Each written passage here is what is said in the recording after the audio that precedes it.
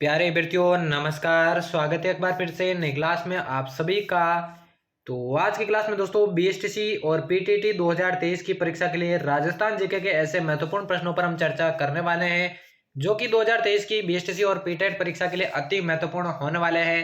तो जितने भी छात्र छात्राएं 2023 की बीएसटीसी और पीटेट की तैयारी कर रहे हैं, आज की क्लास को एंड तक वॉच करना है।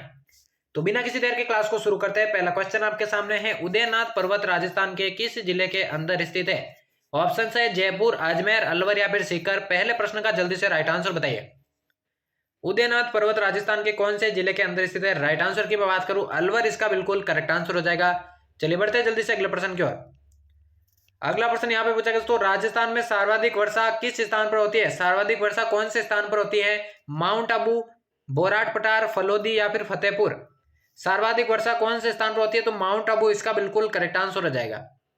चलिए बढ़ते हैं अगले प्रश्न की ओर। अगला प्रश्न देखिए दोस्तों, अगला प्रश्न यहाँ पे पूछा गया है, राजस्थान की कुब्बड़ पट्टी कहां पर स्थित है? राजस्थान की कुब्बड़ पट्टी कहां पर स्थित है? भरतपुर, अलवर, कोटा, बूंदी, बांसवाड़ा, डूंगरपुर या फिर नागौर, अजमेर। राजस्थान की कुब्बड़ पट्टी कहां पर स्थित है? बिल्कुल दोस्तों, जिस किसी ने चौथे ऑप्शन को करेक्ट किया नागौर, अजमेर, उसका बिल्कुल करेक्ट आंसर हो जाएगा। चलिए बढ़ते हैं जल्दी से अगले प्रश्न की ओर।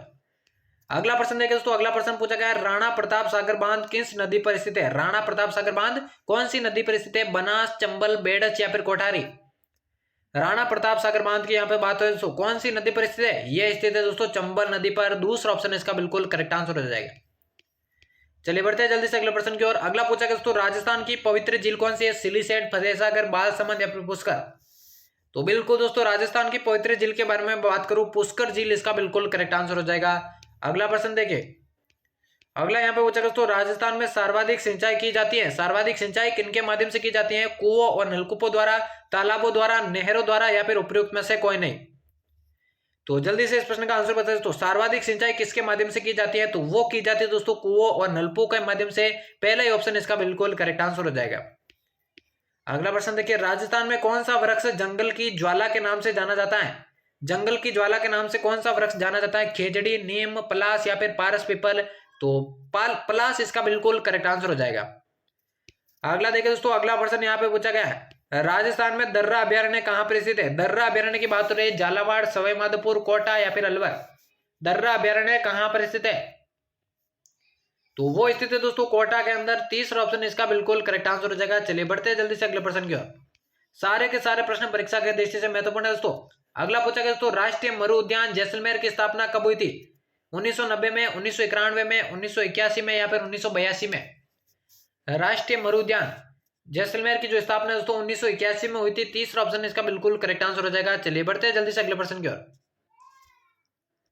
अगला प्रश्न देखिए दोस्तों, अगला प्रश्न यहाँ पे 10वां प्रश्न आपके सामने आने वाला है। यहाँ पे पूछा गया है, संतरा उत्पादन की दृष्टि से राजस्थान का नागपुर किसे कहा जाता है?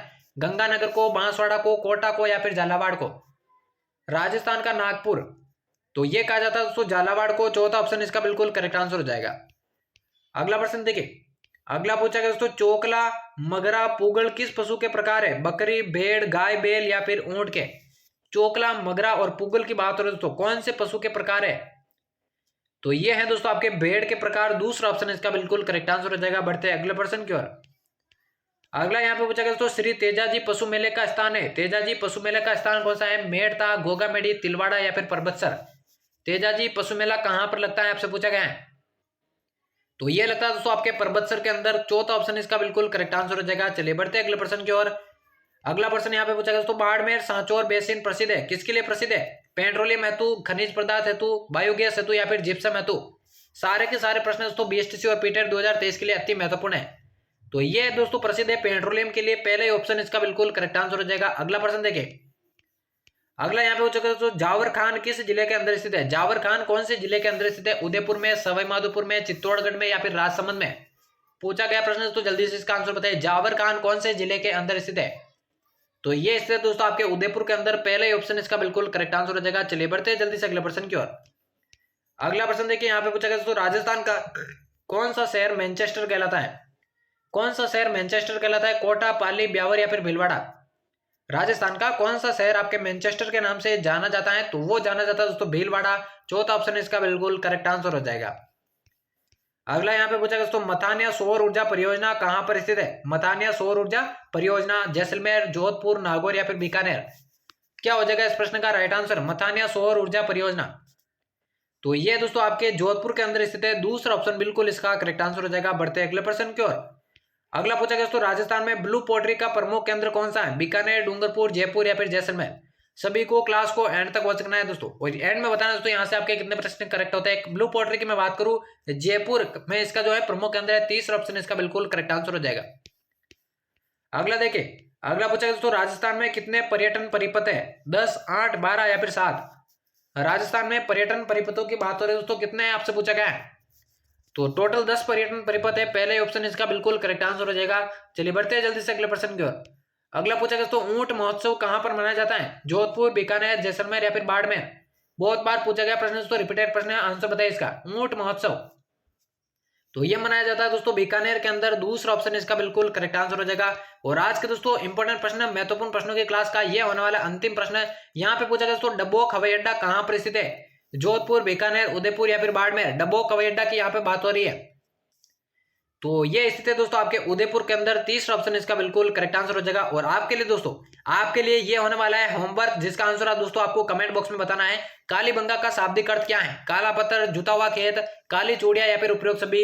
ये आप सभी के लिए दोस्तों होमवर्क होने वाला है। तो सारे प्रश्नों के दोस्तों कमेंट बॉक्स में आपने आंसर दिए होंगे। उम्मीद करता हूं आज की क्लास आपको पसंद आएगी। ऐसी क्लासेस चैनल पर आगे भी पाने के लिए चैनल को सब्सक्राइब करके बेल आइकन को प्रेस कर देना। तो मिलते हैं किसी नई क्लास में, तब तक लेते हैं अलविदा, धन्यवाद।